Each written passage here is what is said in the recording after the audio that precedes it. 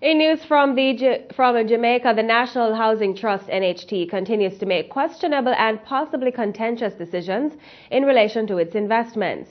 That is the accusation being slung by the Auditor General, Pamela Monroe-Ellis, in her report tabled in Parliament on Tuesday. Here are the findings. The Auditor General found that the National Housing Trust NHT invested $2.7 billion in 3 ventures: the Jamaica Lifestyle Village, Central Wastewater Treatment Company CWTC, and the Harmonization Limited during 2004 to 2009.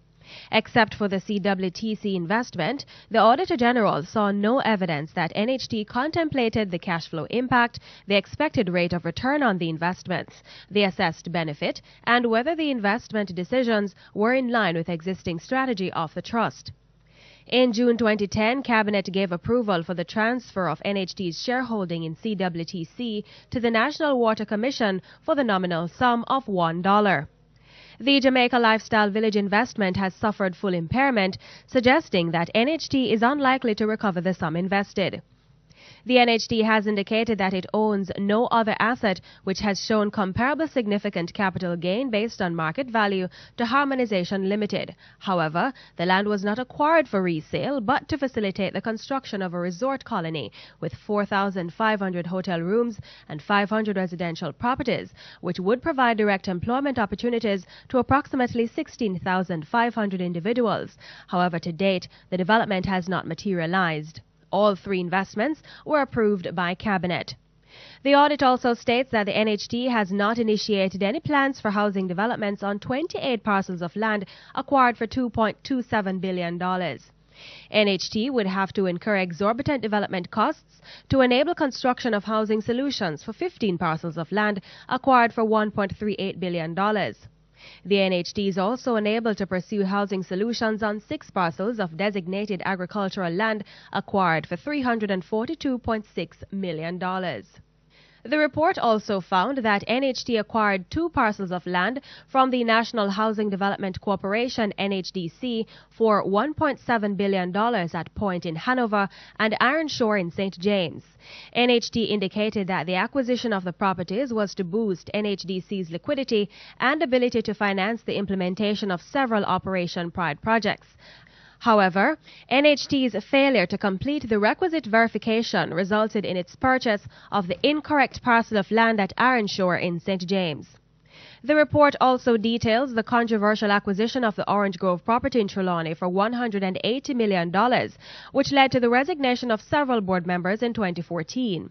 The former board chairman, Easton Douglas, said several options were being examined for use of the property, but the report says there was no evidence that the board decided on the operational activities that would be undertaken at the property. In announcing the findings, the Auditor General's Department has recommended that the NHT board take the necessary steps to enhance its due diligence process undertaken prior to investments and acquisition of land in order to maximize return on investment and ensure that all properties acquired are suitable for housing development. Meanwhile, the report states that aspects of the corporate governance and accountability frameworks that were approved by Cabinet have not been implemented due to delays in the finalization of related governance tools by the Ministry of Finance. The Auditor General's report says the delay in fully implementing the frameworks across the wider public service could have negative implications for the robustness of the country's public financial management system and critical elements of accountability and transparency. And a new chairperson is at the helm of the National Housing Trust NHT. Noted public servant and former Cabinet Secretary Dr. Carlton Davis is the new chairman of the NHT board. On Wednesday, Information Minister Sandra Faulkner announced a new slate of directors at a Jamaica House press briefing. Dr. Davis replaces the previous Easton Douglas-led board, which expired on April 2, 2015. The new board will serve for 3 years, effective April 3, 2015 to April 2, 2018.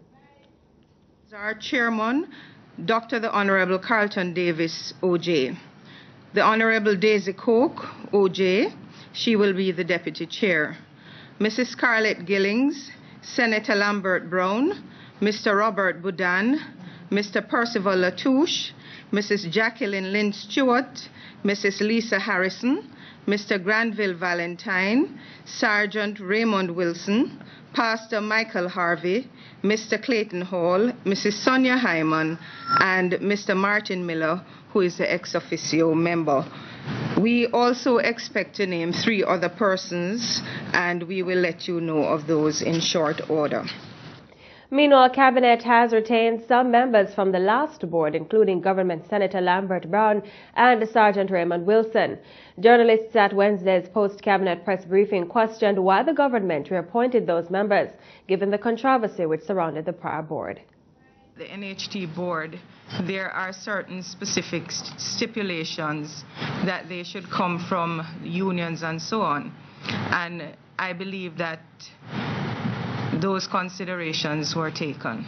It's a strong board. We believe that it is a strong board that will carry out the mandate of the NHT, and I believe that is what is important. And there were also concerns that some members of the new NHT board are aligned to the ruling People's National Party, PNP. Meanwhile, the Information Minister would not state where the 3 outstanding NHT members will be selected from. Those persons, as you would have recalled, those persons remained on the board even after some other persons had resigned. We are naming 3 other persons to the board, and those other persons will also include union representation. I can't go into that. There are 3 additional members to be named, and we expect that among those members to be named, we'll have at least 1 trade union. Okay. And we leave it there. But I won't go into invitations or confirmations yet. I don't think it's appropriate. Meanwhile, the Information Minister remained mum on the damning findings the Auditor General mentioned in the latest report on the NHT's affairs. The NHT will be responding to the Auditor General's report. They are reviewing the report. Hold on. They are reviewing the report, and once they have reviewed the report, they will have responses to the report, and we will make those responses public. We will have some kind of press event for that, and we hope that it will be done in short order. So you're trying to kill a comment on that right now? No, I'm not killing comment, but I can't comment on it. The NHT has to comment on the details of it.